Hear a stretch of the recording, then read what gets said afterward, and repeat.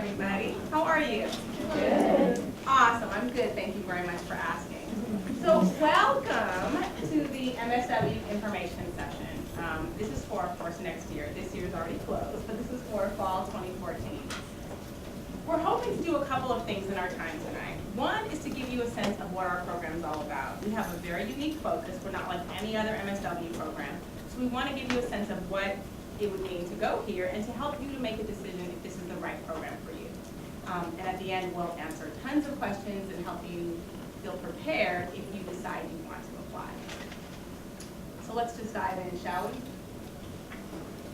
All right, so know that there are a group of folks, many of which are here tonight, who are going to be the ones that orchestrate this process. And these are all the folks that if you happen to see on campus, you can run into them like a lunatic and say, hi, I saw you on the admissions committee, I have questions, if you don't think they've answered tonight. So Dr. Amy Levine is our chair. She's not here tonight. She's delightful. I'm Dr. Wendy Ashley. I'm the admissions committee chair. You met the fabulous and talented Tiffany Newton. And what I'm going to do is I'm just going to call out the people's names, and they will stand up. You can look over in that corner. All of our faculty is there, and you'll see who is attached to what name. Marjorie Chase, LCSW. Naomi Chavez. Did we lock her out? Julie Gould. Jennifer Henningfield. Heather Lang. Katie Mortimer. She's the blonde chick that was out there with the table. Jose Paez. Okay. And the rest of the folks are part of our team, but they are not here tonight. All right. That's the admissions committee. Okay, so I want to tell you a little bit about our history. Our program was started by the lovely Dr. Jean Daniels, who has officially retired, yes.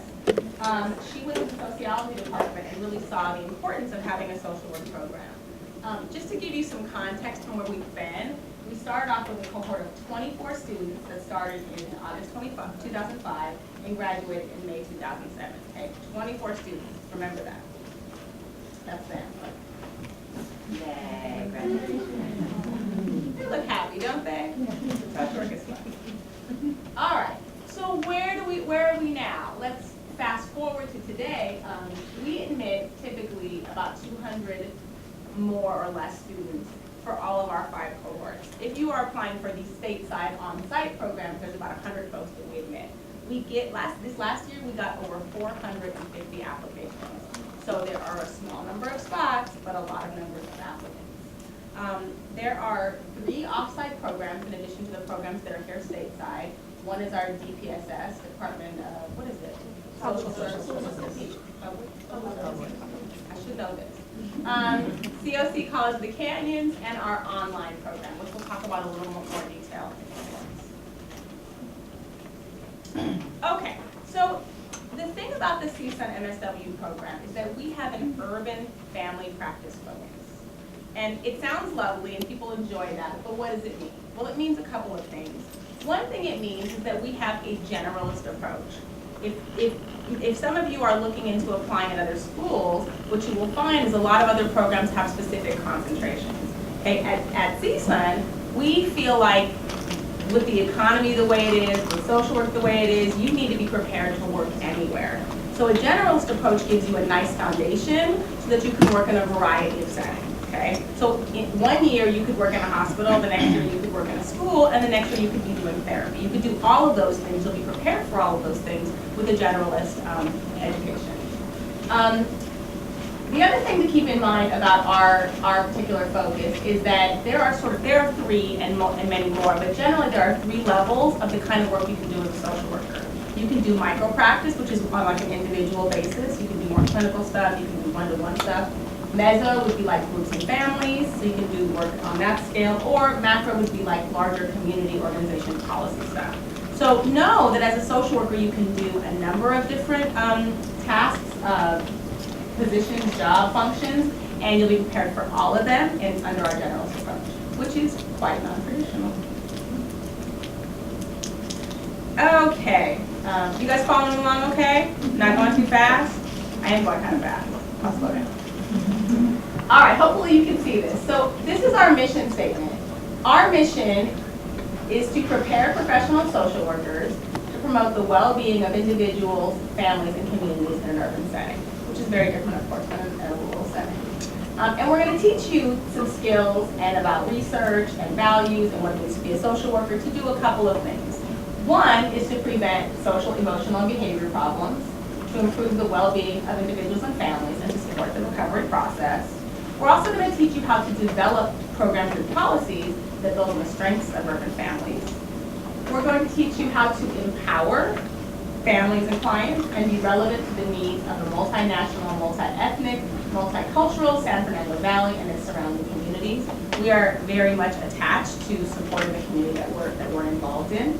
And we advocate for a diverse and just society. I can't tell you how important that last one is. All of them are important, but that one is important.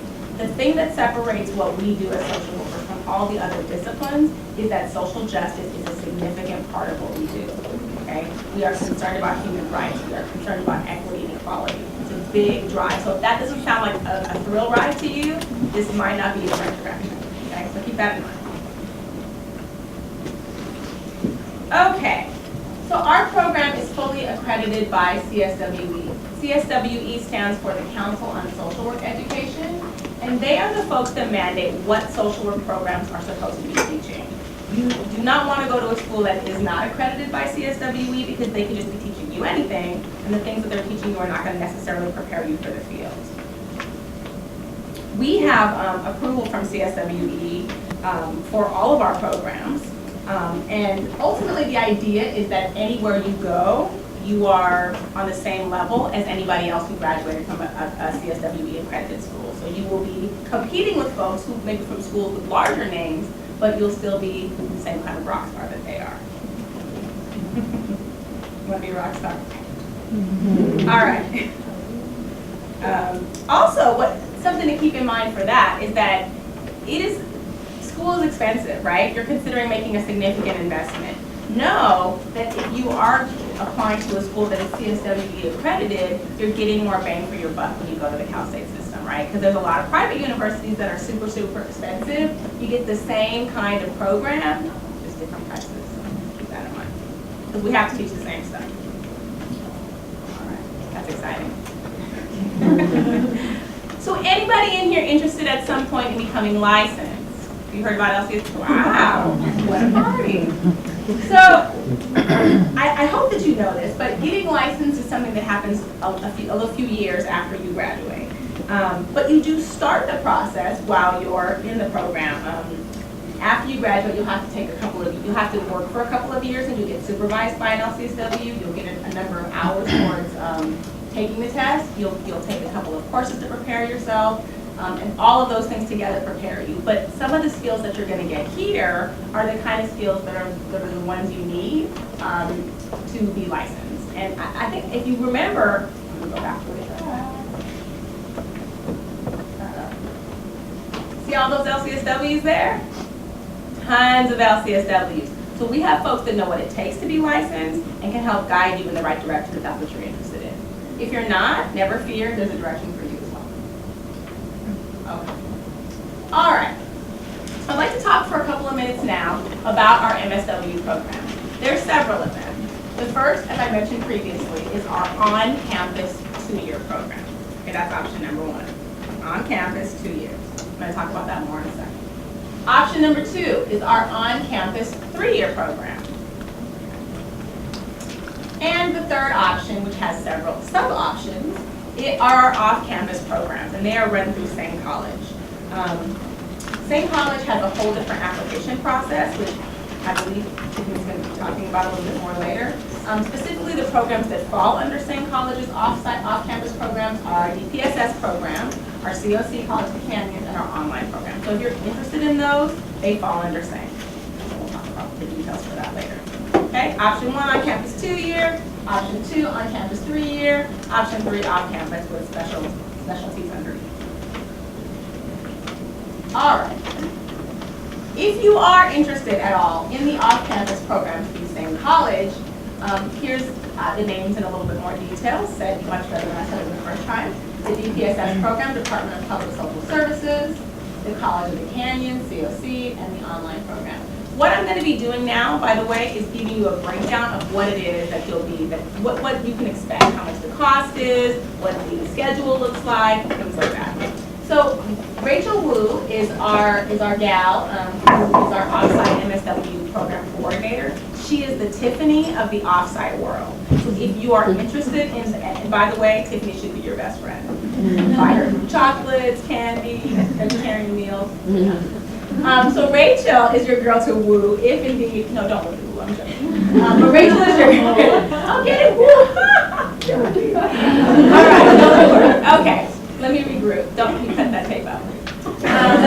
Rachel is your girl to contact if you're interested in the offsite program. Her number is right there, 677-5902, or you can be rachel.wu@csun.edu. Just know that all of our addresses are our first name dot our last name at csun.edu. Now, here's the thing about the off-campus program. Because there's an online program, because there's a College of the Canyons program, because there's a DPSS program, these are very specialized programs.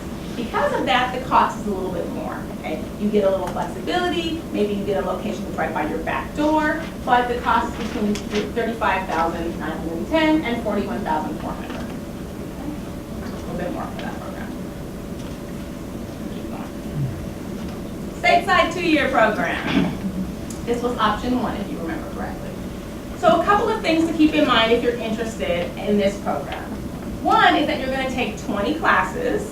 Everyone takes the same 20 classes generally, totaling 60 units over 4 semesters, 15 units a semester. Okay, the classes are held for the 2-year program on 2 weekdays. You are expected to be available for those classes between 7:45 a.m. and 5 p.m. They're pretty long days. Okay. There's also a field requirement. We are going to have a lot more detail about fields coming up, but just know that there are 16 hours expected your first year of those 2 years and 24 hours the second year. Weekly. Weekly. Thank you. Right, not 16 total. The tuition is $16,724. A little bit different, right? I know. But you're not getting the level of flexibility that you would get like on an online program where you can be in your jammies perhaps, or at a location that might be near your house. You got to pay a little more for the overhead for those programs. All right. Stateside 3-year. You need a little time to write this down? You good? Yeah. We'll email it out to you. Like I said, all of this will be emailed. Yeah. So don't panic. Right. Just write your notes. Any thoughts? Okay.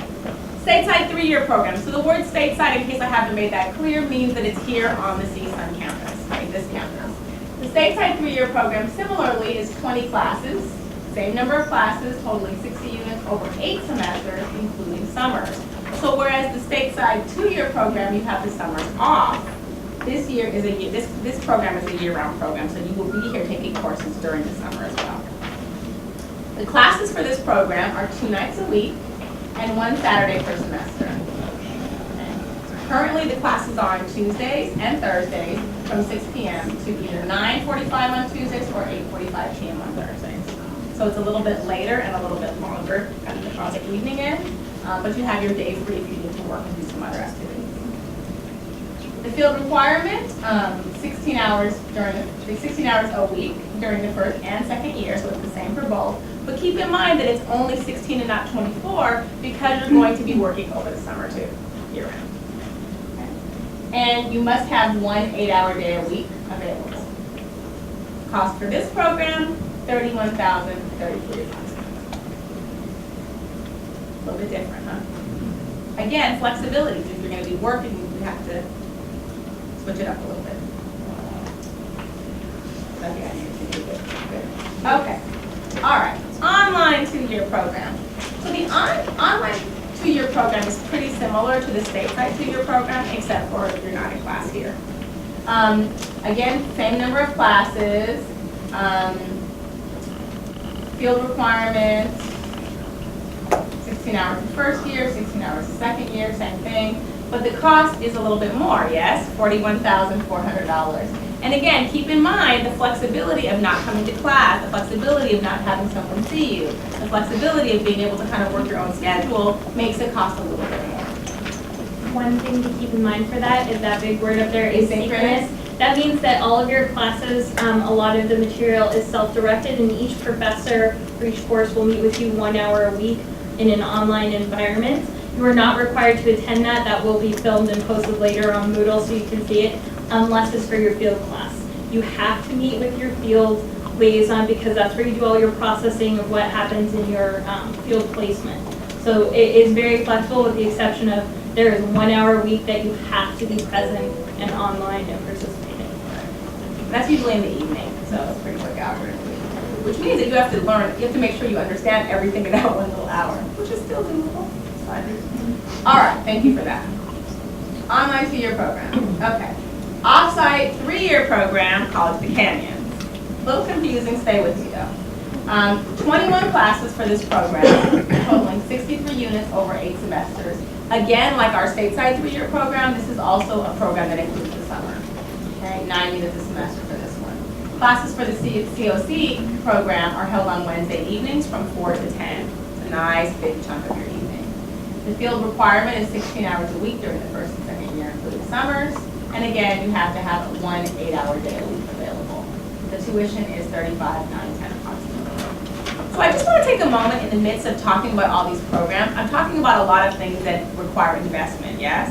I'm talking about money, I'm talking about hours, time, I'm talking about field placement, I'm talking about studying. So know going into this that you're going to have to invest a lot to be able to go to a graduate program. Okay, you got to carve out the time, you got to have time to study, you got to be able to go to class, or 1 hour a week if you decide to take that option. And you also have to be able to go to the field because a big part of social work is learning something in the classroom and applying and practicing in the field. So just keep that in mind as you think about the rest of these things. And the cost, of course, too. Let's not forget that part. Okay, DPSS program. So unless you're a Department of Public Social Services employee, this is not for you. But on the chance that you are, this program involves, and it's on one site that's not, it's not here at this campus. 22 classes, totaling 66 units over 8 semesters, including summers as well. These classes are held on Saturdays, so they are a long Saturday from 9 to 4:15. The field requirement is 8 hours a week during the first and second year, and if you are a DPSS employee, you get a regular day off. You have to work out your schedule to get that, and that's when you do your field classes. So you're going to be working at your field. And the cost for this program is $37,620 approximately. Do we have any DPSS employees? Awesome. This is for you. We're going to be talking a little bit more detail about this later, but if you have questions about it, come see us after. You're welcome. Okay, so now I'm going to turn the microphone, sadly, over to the lovely and fantastic Jennifer Henfield, who will guide you on your journey towards more education.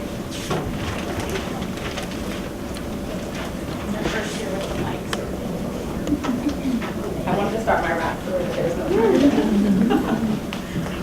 Good evening, how's everybody? Good. Lots of information, right? So just when you thought, wow, that was a lot of information, now I come up with field information, which is even more information. So field, for field is our signature strategy of social work, which means it's the main way to integrate your education and teach you about what it means to be a social worker, okay? So it's very important to us, it's what differentiates us from a lot of other graduate programs. So there's a lot of other graduate programs that you can get, they don't have that field component that we have. So if you spend a lot of time, you're going to spend over 1,000 hours doing field work. So you're going to have a lot of opportunity to take the information that you're being taught here and apply it out in the field. The nice thing is it makes you really hireable. It makes your resume looks great because you're going out trying to get a job and you've got some experience. And you'll have experience with 2 different organizations. You'll get 2 different internships. So you'll be one place the first year, one place the second year. So we have a field application, and I'll talk about that in a little bit. And we'll also talk about some of the aspects of the field practicum. So travel, you're going to have to go to your field site. A lot of people say, gee, I'd like something around the corner, but that doesn't always work. So you're going to have to plan to travel. We have some stipend programs where you get a little bit of money for doing your field education. It's available for all the students to apply for the most part. Some of our off-site programs don't have the same stipend availability, so I'll talk about that when we get to that as well. and background checks, and you may have to travel up to 1 hour each way from your home. We try and keep you within that 1 hour each way. We don't want you being on the freeway a lot. We try and get you closer to the 1 hour, but that's kind of our goal. Okay, so the field application process, first thing you would do is, once you're accepted to the program, you're going to fill out an online application. And this online application is in IPT, which is our intern placement tracking database. And this is where we have all of our students. We're able to keep track of where you are. We're able to keep track of your learning agreements and your evaluations. And it's a way that I have your application there. When I'm trying to find a place for you, I'll be able to look you up, see your lovely picture, see your application, and be able to represent you well with the agencies. Once you fill out your application, you set an appointment for an in-person interview with the field department. So you would either be meeting with myself or one of our other field faculty members, so that we can get a chance to know you better, so that we can talk to you, kind of get a sense of your experience, and see what would be a good educational opportunity for you. Okay? Then the next step would be to interview with prospective field placements, which is exciting and nerve-wracking. For the most part, they're just wanting to meet you to make sure that you're a good fit for their agency. So it's an interview, but it's not. But it's great practice to go out and be professional, to represent yourself, and to get to know the agency. Before we send you, we'll send you their website so you can look at the agency, kind of know a little bit about what you're walking into. And then the stipend program. So one of the things when you're in, if your first year in, we only have a couple stipends that are eligible for application in first year. And those would be our CSWE Child Welfare Stipend, okay, which it varies each year how many of those we have available for students to apply for. And the IUC, which is at the bottom, is sometimes available for first year students. It's no longer called IUC, it's called UCCF, which is University Child Consortium of Children and Families. They changed the name on us, and so with the alphabet soup that we have, we're trying to remember what that is. So those are the two that would be available to first years. And the other ones that you see listed here, the mental health stipend, the gerontology stipend, and there's two mental health, CSWE and Department of Mental Health, and the gerontology stipend, those are available in second year. Okay, so we have stipends. There's also some smaller stipends that are provided by agencies when they have funding for students who are bilingual. Sometimes they have them for any various number of things that they're looking for in an agency, but we can never depend on those. Those are kind of a year-to-year thing. If the agency has funding, they love to give some money to the students if they can, okay? We always try and get you money if we can. The schedule for your first year field practicum is going to be 16 hours a week for everyone, unless you're in the DPSS cohort. If you're a DPSS person, it's 8 throughout, okay? But everybody else, 16 hours a week. And it's really important, if you're in the part-time programs, we know a lot of students come into the 3-year programs either on campus or at COC or the online program because they have a job. And they're trying to, maintain a job, pay their bills, live their life. And they're thinking, okay, well, I've got time. I can do my field placement on Saturdays and Sundays and evenings. I've got lots of free time. Well, the problem is we need you to be supervised by a social worker, and that's usually when they're off. So my ability to find placements for all of the students who want to work nights and weekends is very, very low. I have maybe 2 or 3 sites who will take a student on a Saturday, and they'll only take 2 or 3 students. So when we're talking about a program like ours where we have 400 students currently, and I've got 350 of them in field, what are your chances of getting a night or a weekend internship? Pretty low.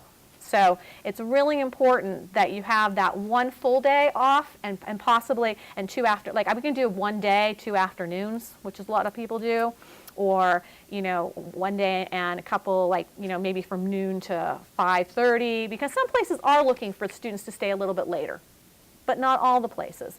And so the more restrictive your schedule is, unfortunately, the smaller your pool of placements where we'll have to select for you gets, okay? People with open availability, I can put you anywhere for the most part. In the first year, we pick the place for you. we pick a place for you that's going to be a new learning environment. So if you come in and you have all this great experience working with children, and you've worked with preschoolers, and you've worked with elementary, am I going to put you with kids? Probably not. If I do put you with kids, it's not going to be, and you've been in the school setting, maybe there's something that's very different. Maybe I would put you in something, maybe juvenile detention, something different, still kind of kid focused, but very different. Or you might be with adults, or you might be with people with chronic mental health issues. Something different, something to kind of stretch you, expand you, and give you a well-rounded and diversified education, okay? And we want you to learn something new about the field and to learn something new about yourself, because we find that most of the students come in and they want to work with what they're familiar with, because that's really comfortable. Right? You know, I want to work with what I know because I feel safe there. I feel competent. I can do that. But lots of times you don't know how competent you are, all the things that you can do that you're not giving yourself the chance to do.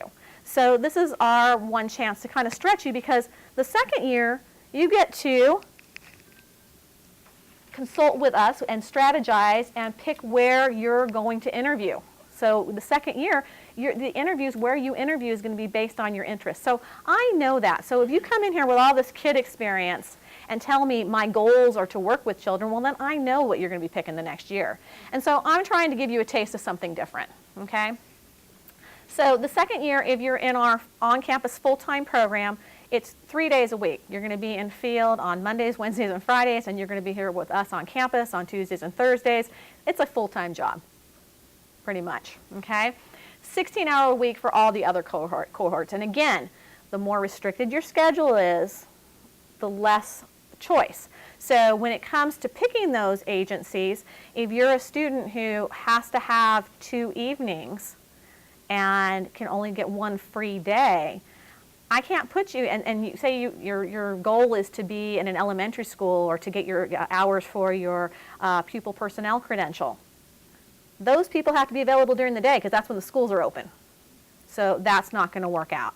And it's disappointing, and that's why I bring it out in the beginning to think about that, to think about your planning and think about your scheduling, because I've had students who've come in with one idea, but their schedule doesn't match their idea. So I think it's really important to keep that in mind, that what you're thinking you want to do, you actually have the availability to do. Okay. And we spend a lot of time, I mean, basically, we just get you started in your first placement, and when the end of the year, when December comes around, we start talking to you about your second placement, because we want to give you lots of time to talk with our faculty and to really figure out what's going to be right for you. And there's a lot of different strategies.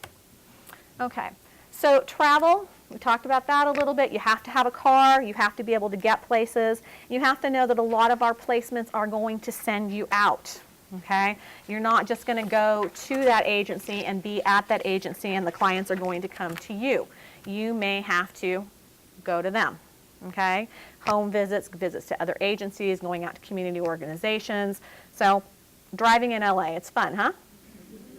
So, but not everybody, you know, and so, but we need you to have that car, we need you to be able to get around. Background checks, we are going to, almost all of my placements that we have now require background checks. It's very unusual when a place doesn't want to do a background check, okay? And you can understand why. We're working with vulnerable populations. They want to make sure that their clients are safe and that we know that we're clear to work with their folks. So oftentimes they'll require drug tests, they'll look at your criminal record, and they'll do a health screening. You want to make sure that you don't have TB, those types of things, and that's good to know anyway, you know. Note on criminal records, if you have anything in your background, that doesn't matter getting into the university, doesn't matter getting into the program, but it does matter placement-wise, because, you know, we're social workers, so we work with everybody, okay? But if you have certain background issues on your record, it may preclude you from working with certain vulnerable populations, okay? And so that's really important to, when the field interview time comes after you've been accepted, to let us know, so we don't send you out a place where you're not going to be qualified to work, okay? Because we want to send you out to be successful, All right, we don't want to waste your time, we don't want to waste the agency's time. And we can talk to you about what different charges might mean, and additionally talk to you about the fact that sometimes we do things that we're not proud of, and they get taken care of, and some nice lawyer tells us it's expunged. Okay, I worry about the word expunged because expunged has really kind of bitten some of our students in that they think it's expunged, that means it's disappeared. Expunged doesn't mean disappeared. So we're in this digital world where everything you do has been recorded and it's somewhere on a database somewhere. So even though you've done something and it was expunged and it was taken care of and your slate is wiped clean, we always talk to students about when you're applying for internships to fully disclose any past thing and note that it was expunged because it will show up. And a lot of the agencies don't care if it shows up. What they care about is they care about the people who don't tell them, because then they think that the person's being deceitful. They think they're being dishonest. So just being upfront, and I know it's really hard for a lot of students because they're like, oh, but I put that behind me. That was 5 years ago, and I don't want to think about it, and I'm embarrassed, and it was terrible, and it was just like the worst time of my life, and now you're telling me I have to bring this up again. But we put it out there because it is one of those things that, you know, just owning it and being honest will really serve you better than trying to hide what your past has been like, you know, and it's something that you can use to help you relate with your clients, because you might be working with people who have also done things that they, you know, wish they could forget and were expunged. Okay?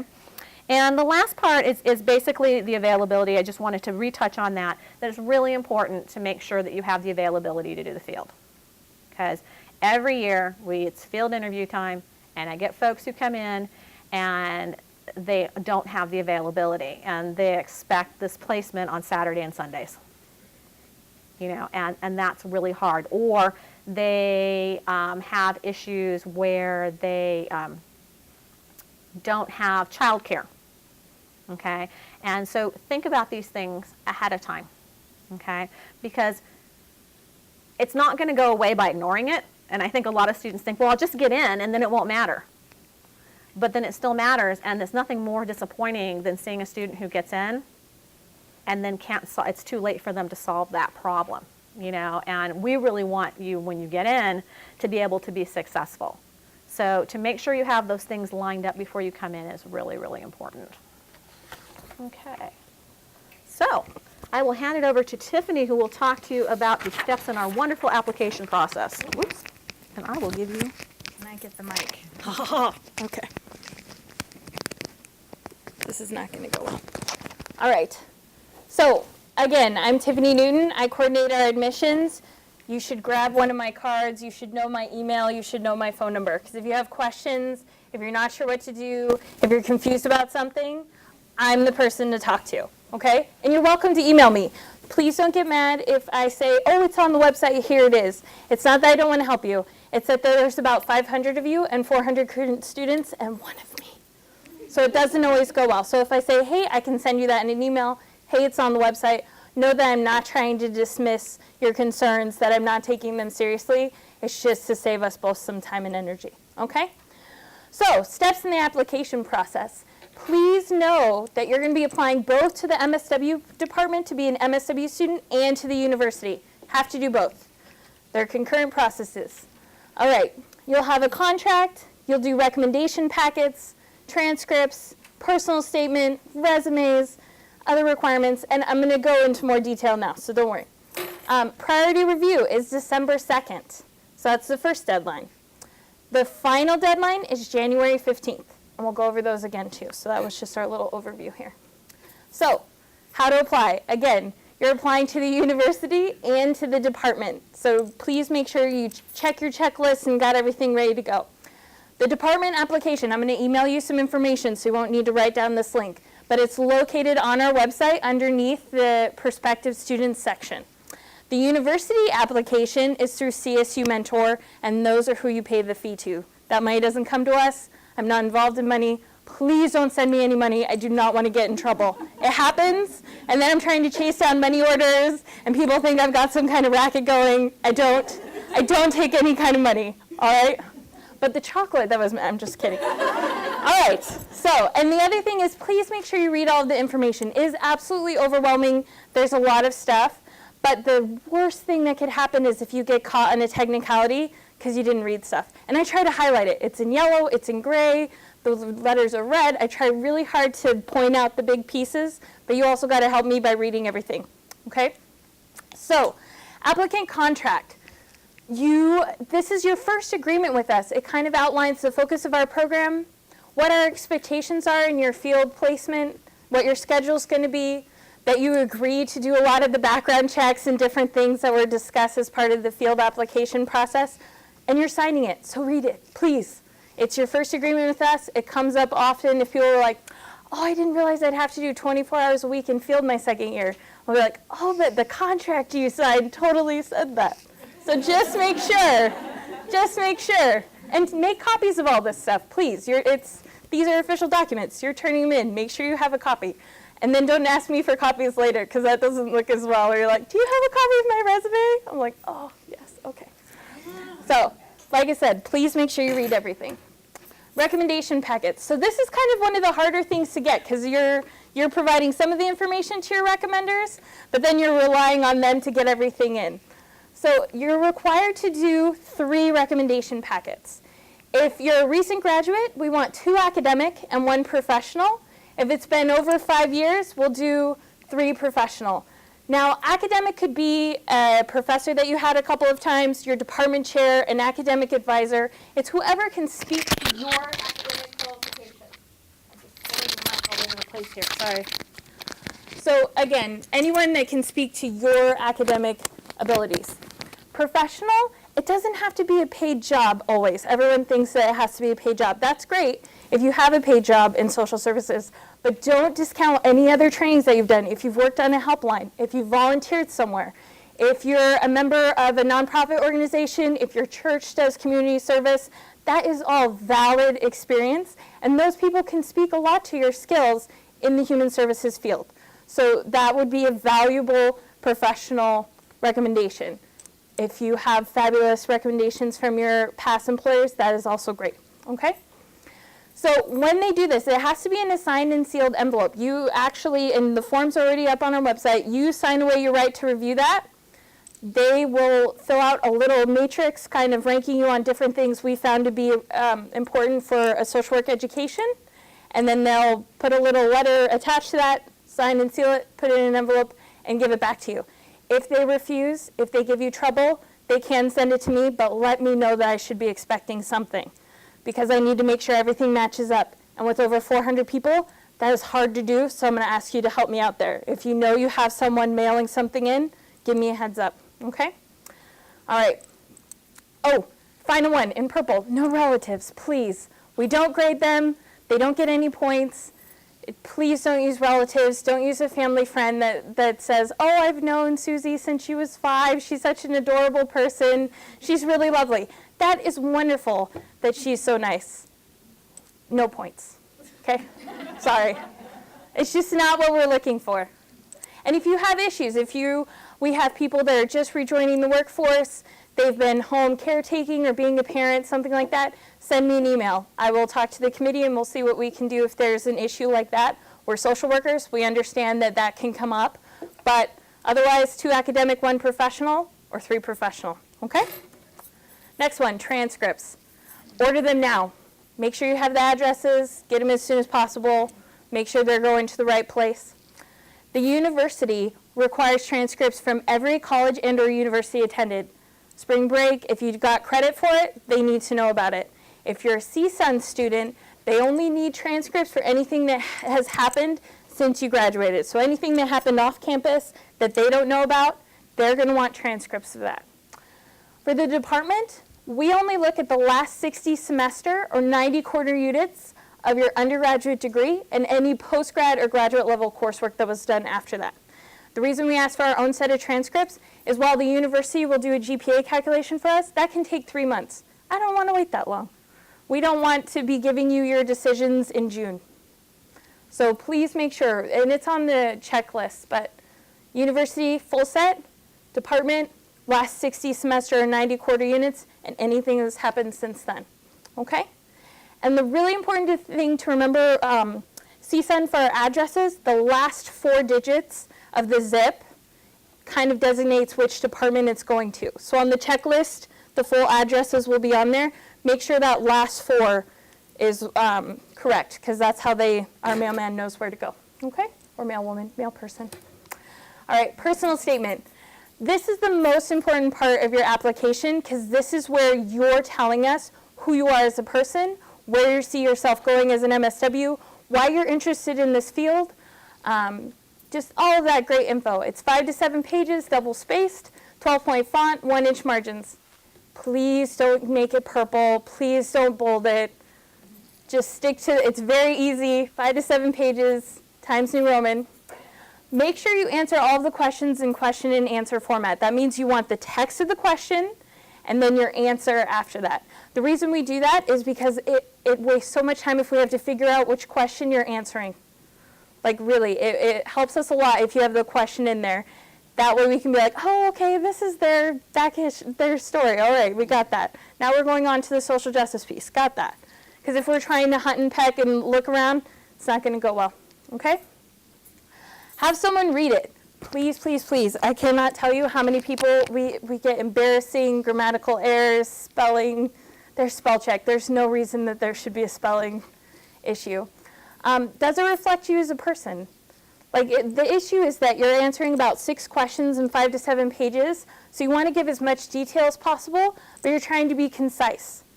So you don't want to go way off in a tangent. While that might be interesting, that's not going to give us as much information as answering each question in detail, okay?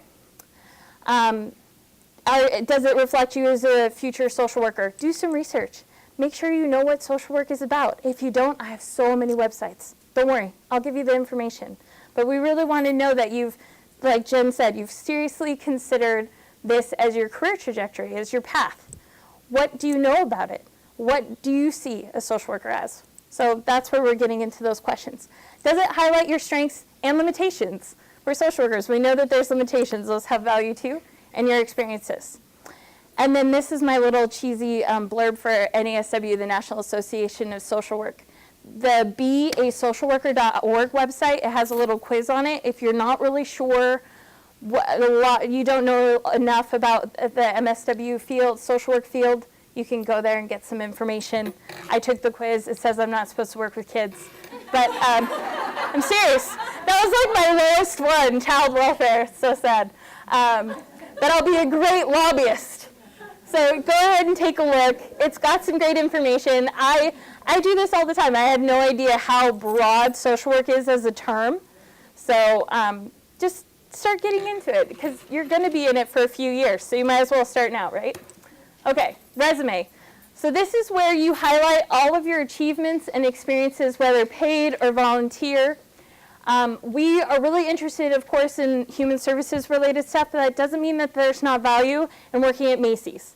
Dealing with a really difficult customer, it gives you a lot of, how to de-escalate a situation, how to get them the information that they need, send them on their way happy. It's just how you present the information. You may not think it's relevant, you'd be surprised. Also, if you've done any trainings, whether it's, I'm trying to think of different ones. People have done them for hotlines.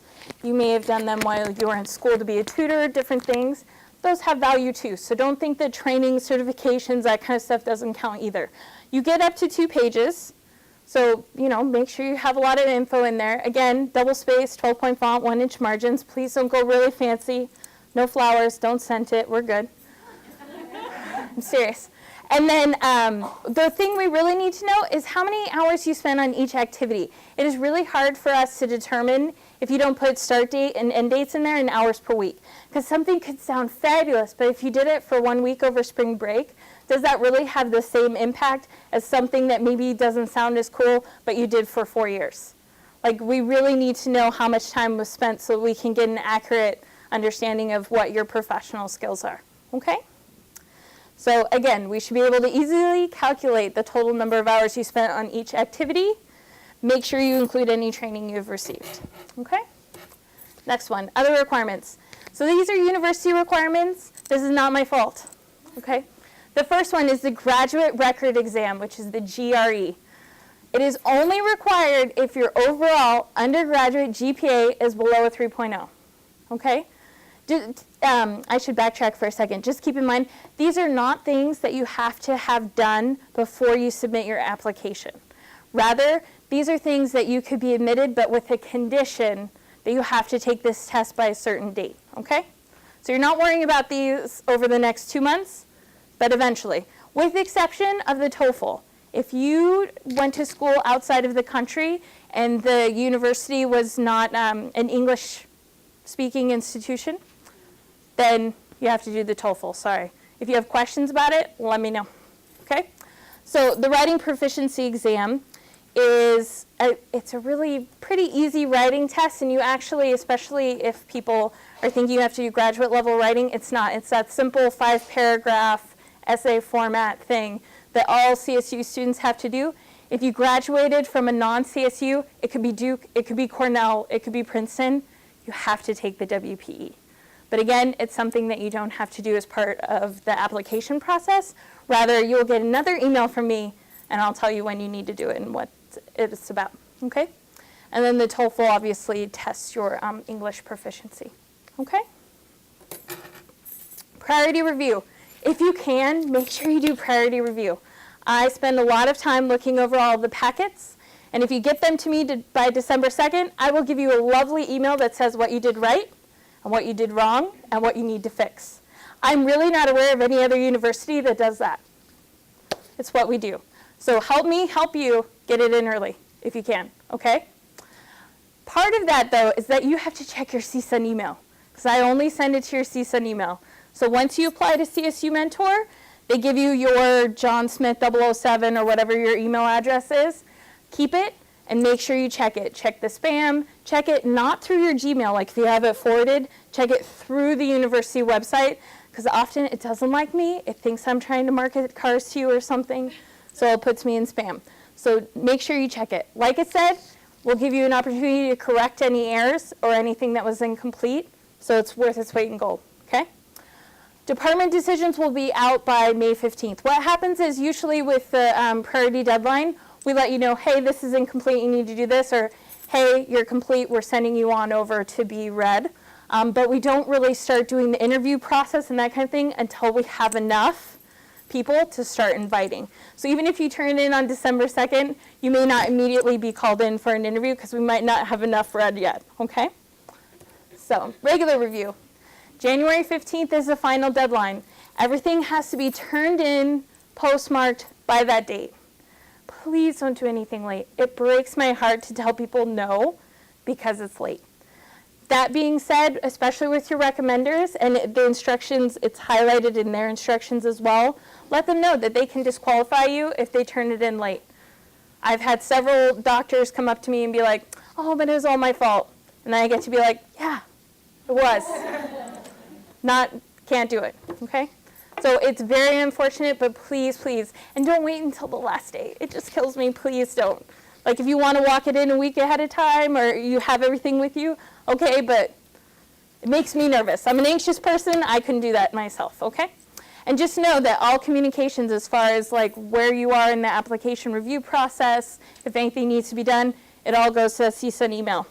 Oh, and on your resume or anything else, make sure you have professional emails. Don't do Snuggy Bear 67, okay? Like, no, not okay, okay? You're a professional. You're representing yourself as a professional. Please don't do something that you lose points for. All right. So now I get into the fun stuff, the community at CSUN. We are a great time. We're a lot of fun. As I said, we admit 100 students on campus, about 100 students or so off campus. You become lifelong friends with your cohort. They become your family. You hang out with them all the time.